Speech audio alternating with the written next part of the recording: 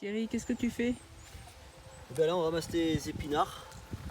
Donc après plusieurs semaines en terre, on les a transplantés, on les a mis en terre.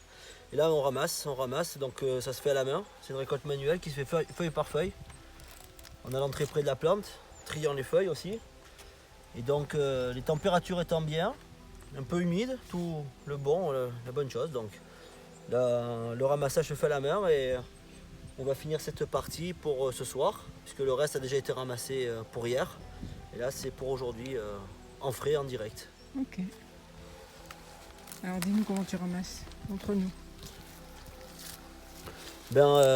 Au plus près de la plante, au passage on fait un peu d'herbe. Au plus près de la plante, on y va et puis on ramasse. Voilà. Donc c'est après on trie les bonnes feuilles, les mauvaises feuilles. Et on n'écrase pas trop, surtout pas parce que c'est très délicat. Là c'est la première récolte de la saison. On pourrait couper au couteau pour ramasser en une seule fois. Mais vu les conditions climatiques et hivernales, on n'aurait plus de pousses. Donc là on aura une autre récolte à faire dans quelques semaines. Et ensuite au passage on fait un peu d'herbe. Voilà. Je vais laisser au niveau de l'épinard, le plus proche du tronc. Et je vais pincer. Voilà. Pour laisser vraiment les futurs plants repartir pour la prochaine récolte. Voilà. Donc tu ramasses l'extérieur. L'extérieur, je coupe pas le cœur. Donc là j'enlève les meilleures feuilles au début. Et ensuite, tout ce qui est pas bon, on enlève.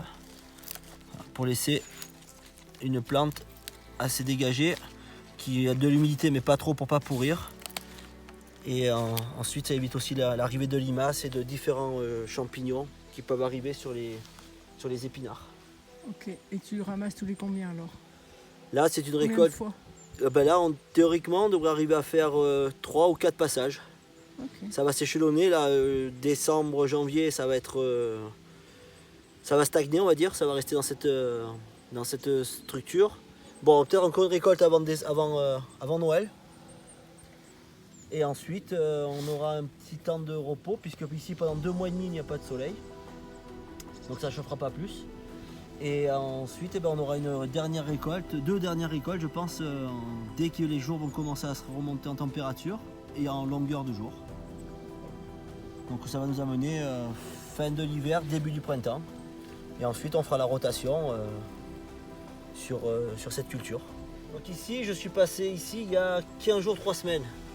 J'avais enlevé que les très très grosses feuilles pour que ça respire un peu mieux. Donc ça ressemblait on va dire plus ou moins à quelque chose comme ça, bien compact sur les deux côtés. Et ensuite je suis passé et là j'ai fait une descente en une seule fois. Le côté ici qui est déjà fait, j'ai fait au maximum puisqu'il y avait beaucoup de demandes. Donc je suis allé vraiment le plus près possible du cœur en laissant quand même quelques feuilles pour la photosynthèse. Et donc là je vais finir jusqu'au fond là. Donc le fond est fini. Les autres planches à côté c'est de la mâche par contre. Ou la mâche là on va effectuer qu'une seule récolte. Et qu'on les coupe au pied, on ne repousse plus. Et Donc, tes petits tunnels alors, ça sert à quoi?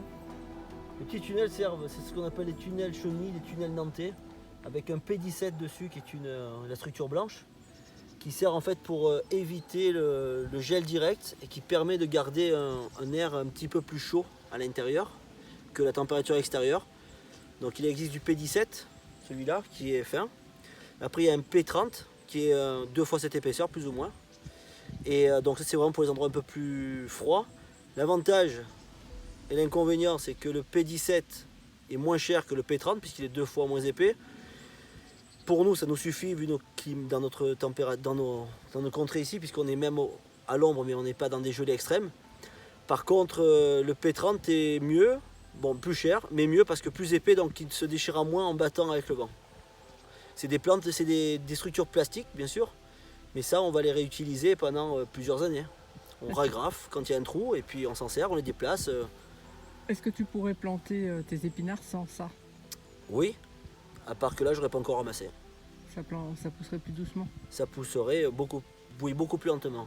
Si je ne mets pas la bâche plastique noire au sol, je mets pas ça, cette bâche plastique. Je mets pas le P17 dessus. Je perds au minimum je pense 7 à 8 degrés. Ouais. J'ai deux problèmes qui vont se greffer. Un, le froid, mais surtout l'herbe. Puisque là, on fait l'herbe uniquement autour. On voit très bien que là, même sur les bâches plastiques, là, dès qu'il y a un petit peu de place, il y a de l'herbe qui sort. Ouais. Voilà. Donc, j'ai très peu d'herbe à faire. Si l'épinard pousse dans l'herbe, ben, il ne pousse pas. Il n'y a pas d'échange de photosynthèse, donc il va stagner, puis l'herbe va prendre le dessus. D'accord. Donc le temps de désherbage est énorme. Le temps de tout devient très très long, donc ça devient très compliqué d'en vivre. Après, il y a un avantage, c'est que ils vont pousser lentement. Un avantage, oui et non. En poussant lentement, eh bien, ils vont se charger de nutriments. L'engrais, on n'a pas d'engrais. On a mis la première couche quand on a labouré, puisque c'est une planche qui n'avait jamais été cultivée depuis des années et des années. Donc, puisqu'on voit très bien à côté, on s'est arrêté là cette année, on n'a pas pu aller plus loin.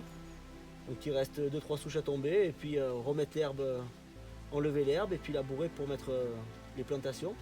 Donc là, on a mis sur la première rotation des épinards, parce que les épinards, en fait, comme les salades, sont des plantes qui ont un système racinaire peu profond. Donc ça permet d'avoir une terre retournée sur 10-15 cm. On a fait un apport de fumier, on a fait un apport donc, de guanor et de végétimus mélangés et de fumier de poule, comme les engrais organiques. Donc après on a mis la bâche, on a remis un coup de labour vite fait et on a mis la bâche. Alors, on voit ici des fois là, les tubes ici. Voilà, ça, ce sont les gouttes à gouttes ici. Donc chaque pied a un goutte à goutte. Donc ici on a au total une ligne de goutte à goutte, 2 lignes, 3 lignes, 4 lignes, 5 lignes, 6 lignes, 7 lignes. Et une fois que tout est mis, on envoie la plantation. Et donc là maintenant, quand on aura fini cette plantation qui est très dense, parce que là je pense que l'on est, ici on a donc 7 lignes de 120 plants chacun. Donc de 100 plants chacun, donc ici il y a 700 épinards plantés.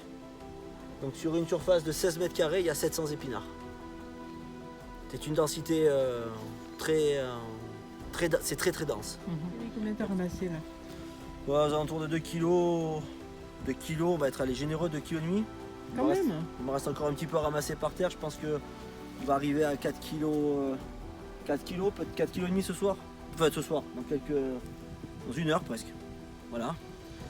Et après on va peser, pacter et puis ça part pour du monde ce soir directement. Ok. Comment les gens doivent les conserver s'ils ne les cuisinent pas de suite? Alors s'ils ne cuisinent pas de suite, la meilleure chose c'est de les laisser au frais, dans un endroit frais. Dehors? On dit que la température idéale pour conserver des épinards c'est à peu près 6 degrés. Pas en dessous, pas au-dessus. Enfin l'idéal c'est 6 degrés. Et on doit arriver à les conserver presque 6 à 8 jours. C'est la température du frigo ça? Ouais, c'est une température de frigo.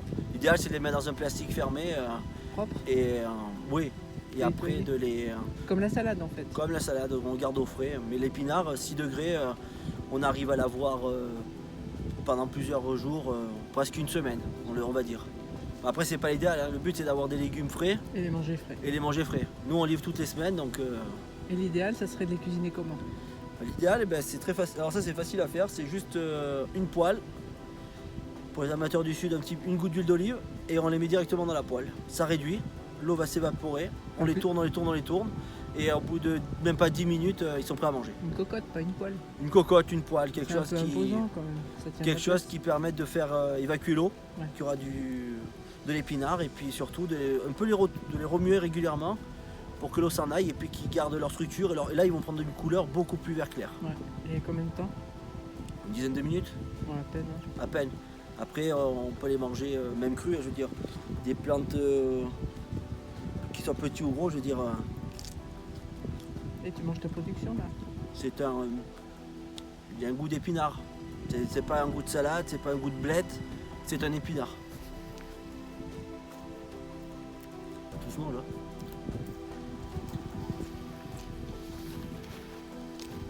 Voilà. Bon, je continue parce que j'ai pas fini et je dois aller livrer. Ok. Merci. Thierry, t'aimes ce que tu fais? Ouais.